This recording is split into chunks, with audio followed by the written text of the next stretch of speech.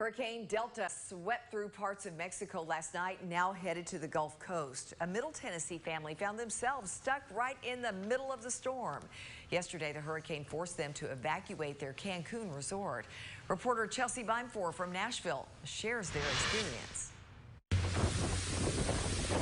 We're pretty much stuck when we're supposed to be having fun. We came here, we did check the weather before there was Hurricane Gamma, but that one we skipped. Like, we knew we were coming right after it.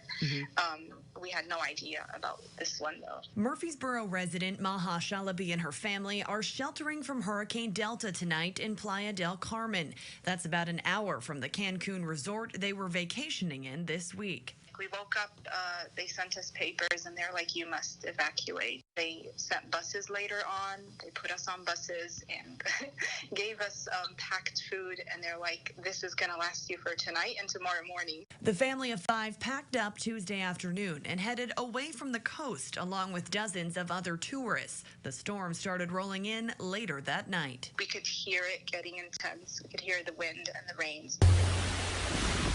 Today, the Middle Tennessee family sent news to these photos and videos of the damage once the skies cleared. It is definitely different than all the hurricanes I've witnessed, honestly, because just how the nature here is. A lot of palm trees and coconut trees, and so that is all over the place. It's a big wreck. Shalaby's family is safe, but they aren't sure when they'll be able to get back to their hotel. We're trying to contact the resort. They're not answering here. No one is picking up. We're trying to even try to run somewhere else because we're not very comfortable here. We're just trying to get out of here. That's it.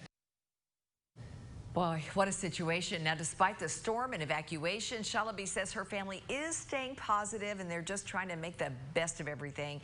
If all goes well, they are planning to fly back to Middle Tennessee tomorrow.